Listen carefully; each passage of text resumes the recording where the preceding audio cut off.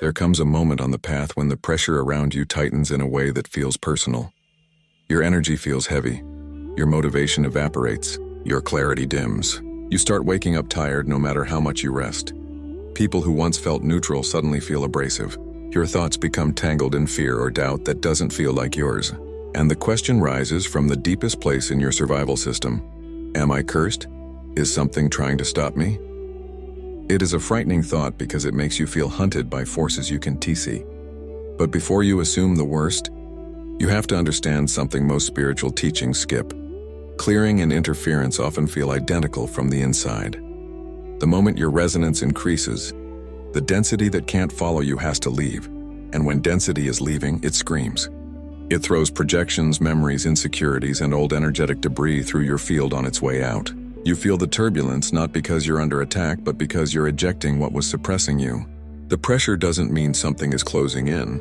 It means something is being pushed out. But when you're in the middle of that purge, it's hard to tell the difference. The emotions feel foreign. The thoughts feel invasive. The heaviness feels engineered. You wonder why everything suddenly became harder after you grew spiritually. You question why breakthroughs are followed by breakdowns. You wonder why your peace seems to attract chaos. But this is the nature of resonance refinement. Every time your field upgrades, anything that can't belong to the next version of you starts shaking loose. You don't feel cursed, you feel clearance. You don't feel attacked, you feel unlayered. There is a real phenomenon people mistake as spiritual interference. The mind's reaction to unfamiliar frequency.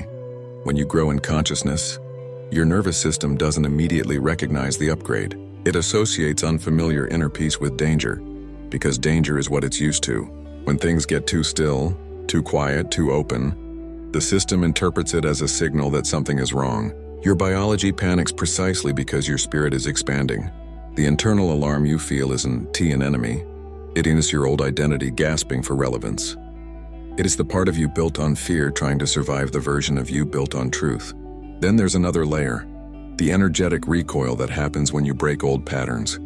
Every pattern has a momentum, and momentum resists interruption. When you stop participating in cycles that drained you, the residue of those cycles pushes back.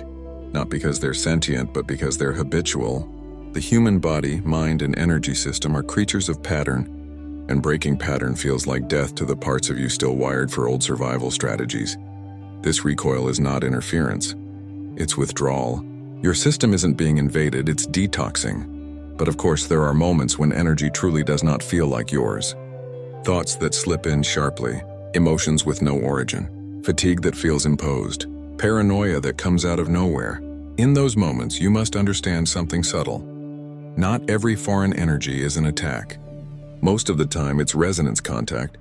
When your field expands, you brush up against frequencies you were once too dense to feel. You're not absorbing them, you're perceiving them. And perception is not possession. The sensitivity that makes you aware of these shadows is the same sensitivity that lets you clear them.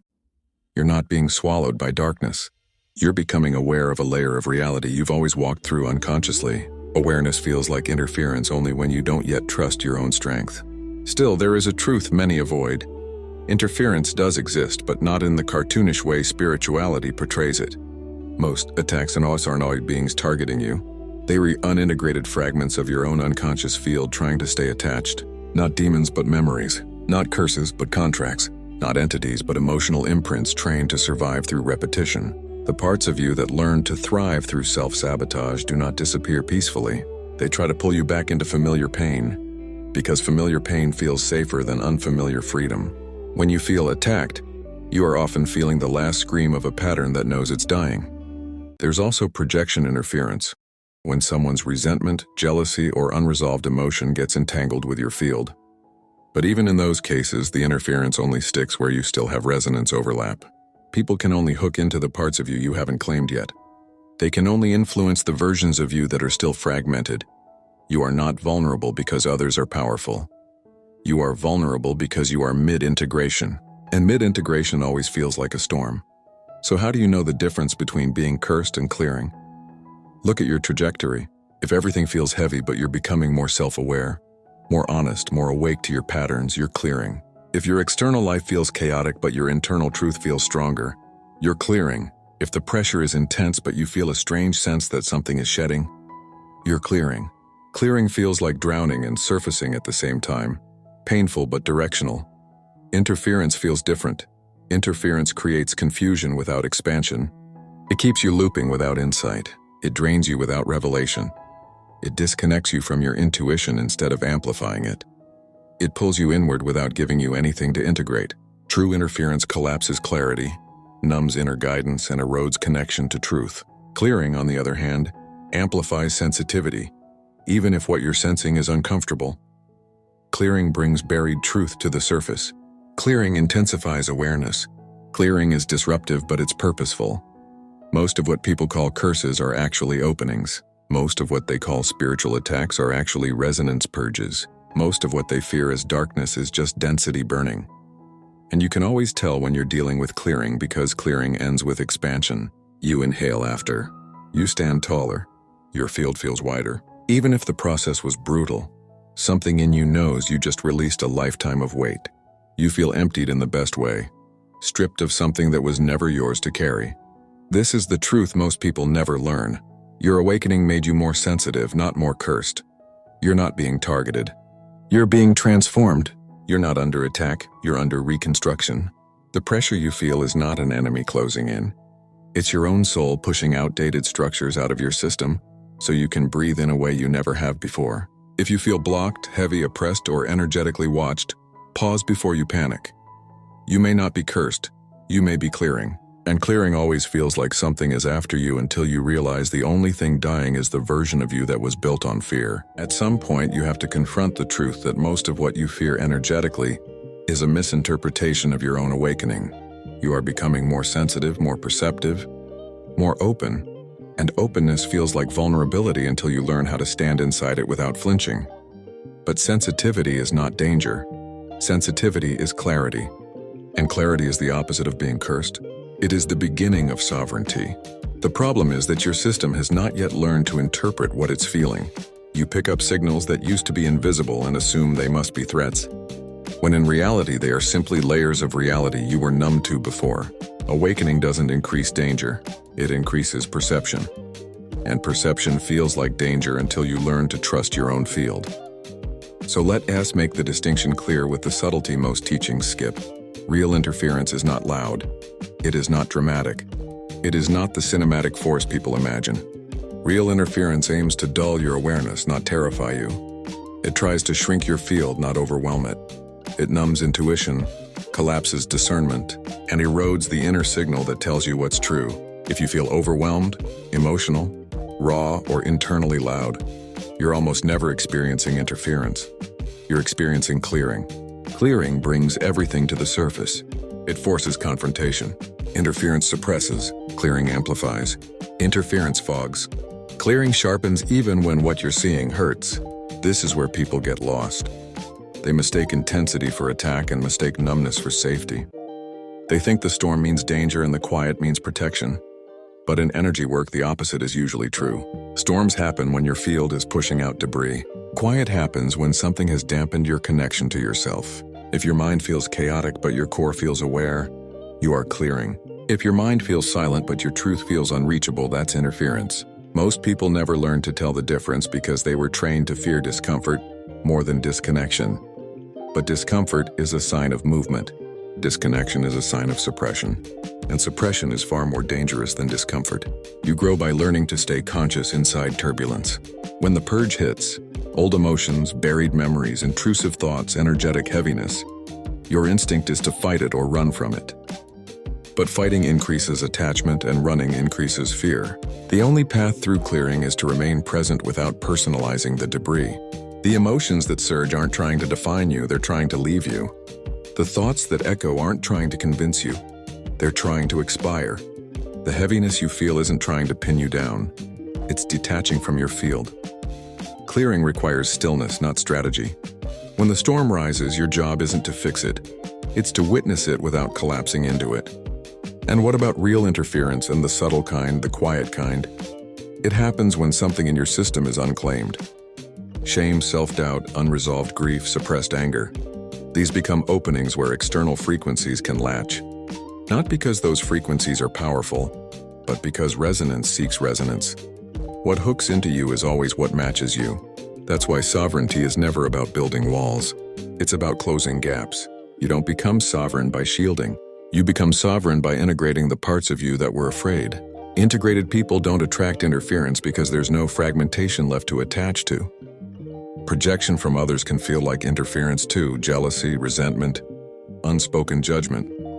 But even here, the law is the same. Their energy only affects the parts of you that doubt your own worth. Projection lands where your confidence is still conditional. Once you stabilize internally, external noise loses its ability to distort your field. It doesn't stop existing, it just stops sticking. Boundaries stop being something you draw, they become something you are. People can send energy your way, but it passes through because there's nothing in you for it to hold on to. The only reason interference ever feels personal is because you haven't fully claimed yourself yet. This is the heart of sovereignty. The realization that nothing outside you can overpower what you have fully integrated inside you. Real protection isn't armor. It's coherence. Coherence is what happens when your truth, your energy, your boundaries, and your awareness stop contradicting each other. Coherence makes you unmanipulable. Coherence makes you unhookable. Coherence makes you unmoved by frequencies that don't match you. People imagine sovereignty as a shield of light, but the real shield is alignment. Light flickers.